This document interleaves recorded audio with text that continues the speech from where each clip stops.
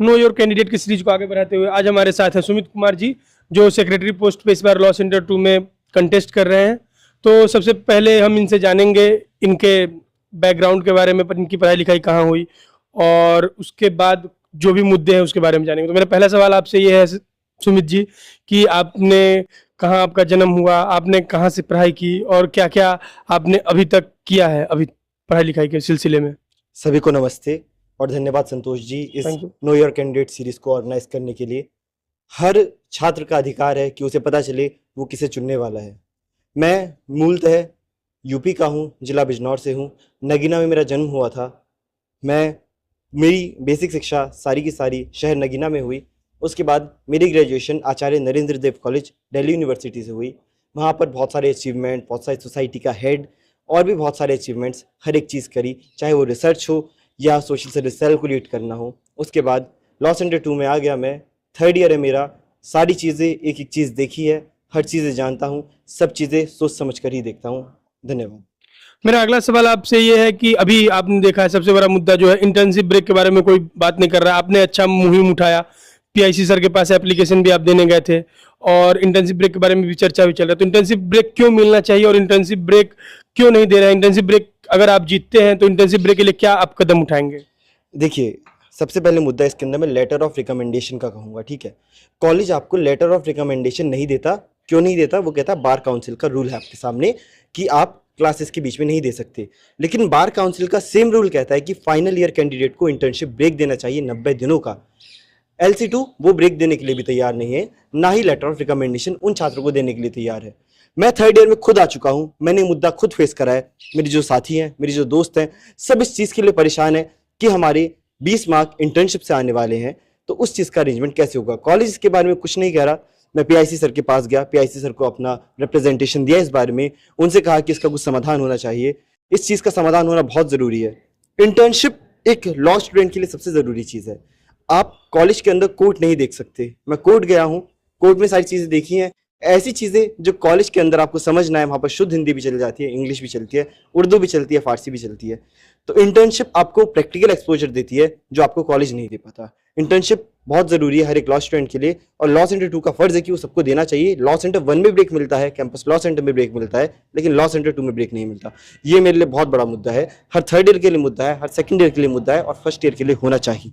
और जैसा कि आपको पता है कि दिल्ली यूनिवर्सिटी लॉ सेंटर 2 में खास करके बुक की बहुत कमी है लाइब्रेरी में। जैसे कि बहुत सारे बुक हैं, काफी महंगे आते हैं। जैसे ड्राफ्टिंग का आप जानते होंगे, एक मोघा करके बुक आता है, वो हजारों रुपए का आता है, सारे बच्चे उसको एफर्ड नहीं कर सकते। और भी बहुत सारे बुक्स हैं जो बहुत कम मात्रा में, एक सब्जेक्ट से बुक अगर आप देखोगे तो 50 भी नहीं है, और बच्चे इनके पास हैं 1000 एक बैच में, एक साल में। तो बुक के बारे में आपका क्या विचार है, और किस प्रकार से आप लाइब्रेरी में बात करोगे बुक रखवाने के लिए, जिससे आने वाले बच्चों का भविष्य अच्छा हो सके और अभी वालों का भी अच्छा हो सके?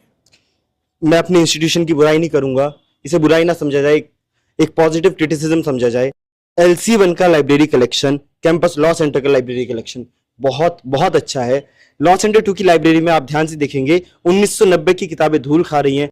कानून कब का बदल चुका है, सारी चीजें बदलती रहती है, लेकिन लॉ सेंटर 2 में नया कलेक्शन नहीं आता। 3 साल पहले तक लॉ सेंटर 2 में एक रीडिंग रूम तक नहीं था। लाइब्रेरी में 6 चेयर पड़ी रहा करती थी।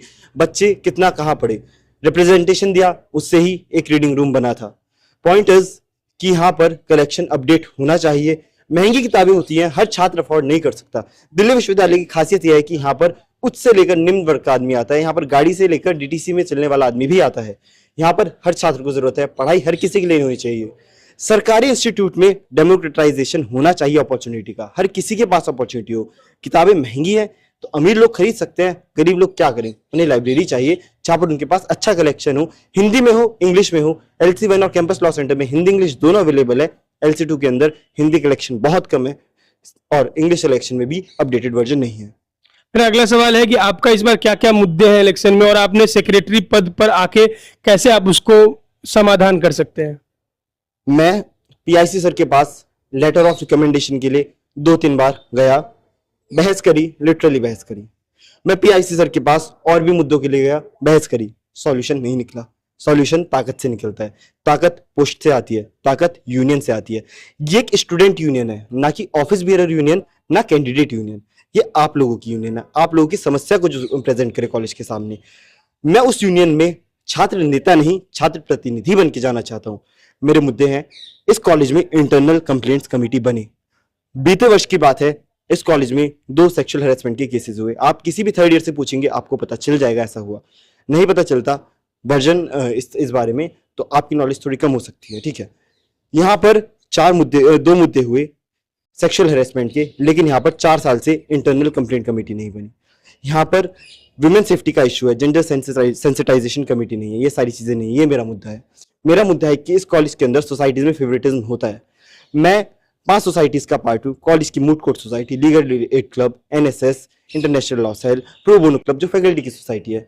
मैंने बहुत सी जगह फेवरेटिज्म फर्स्ट हैंड फेस करा है, मैंने खुद ने फेस करा है। लेटर ऑफ रिकमेंडेशन वाली चीज मैंने फर्स्ट हैंड फेस करी है। ये सारी चीजें मैं खुद के लिए लड़ तो गया, मुझे समाधान नहीं मिला। मैं नहीं चाहता कि आप लोग भी उस चीज से गुजरे जिस चीज से मैं गुजरा। आपको वो समस्या ना फेस करनी पड़े जो मैंने फेस करी। आप आखिर में ये ना कहें कि LC1 में चली जाती तो शायद लेटर ऑफ रिकमेंडेशन मिल जाता, किसी मिनिस्ट्री में इंटर्नशिप कर लेते। मैं नहीं चाहता कि आप इन चीजों के थ्रू गुजरे। मेरा कोई भी जूनियर हो, सुपर जूनियर हो, इस दर्द से, इस पीड़ा से, इस लॉस ऑफ अपॉर्चुनिटी से आप ना गुजरे। यही मेरा मुद्दा है, आप ही के लिए मुद्दा है, हर चीज आपके लिए है। मेरा है कि ना धर्म पर, ना क्षेत्र पर, ना जाति पर, ना दोस्ती पर, सब कुछ आपके फ्यूचर के लिए है। हर एक चीज आप लॉ में आए, हर एक चीज आपकी फ्यूचर के लिए है। और मेरा आपसे अनुरोध है कि किसी भी कैंडिडेट को चुनिए उसे एक्सपीरियंस पर, चुनिए उसने क्या क्या करा है, चुनिए उसने एडमिन से कैसे डील करा है, चुनिए कितना कॉम्पिटेंट है, आज तक उसकी अचीवमेंट क्या है। मेरा यही अनुरोध है, सिर्फ ना मेरी पोस्ट के लिए, हर एक पोस्ट के लिए यही अनुरोध है कि एक मुद्दे वाले व्यक्ति को चुनिए। फिर आखिरी सवाल है कि आपका इतने सारे मुद्दों में सबसे प्रायोरिटी वाला मुद्दा कौन होगा जिसको आप सबसे पहले करना चाहेंगे?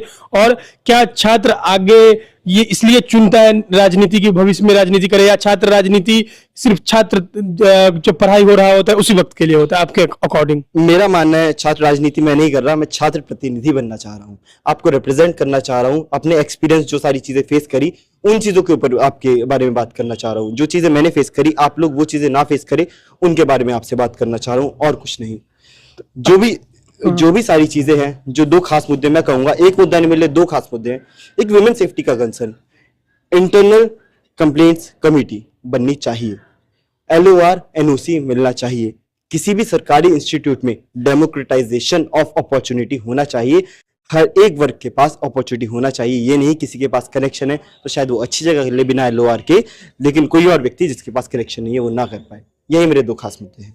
ये थे हम सुमित कुमार जो इस बार सेक्रेटरी पोस्ट पर कंटेस्ट कर रहे हैं। अगर आपके को इनके मुद्दे, इनके वादे और इनका जो भी बताने का तरीका बढ़िया लगा तो इस बार आप इनको सेक्रेटरी पोस्ट पर भारी से भारी मतों से विजय बनाएं, ताकि ये आपका प्रतिनिधि बन के आगे हर संभव काम को आसान बना सके। बहुत बहुत धन्यवाद।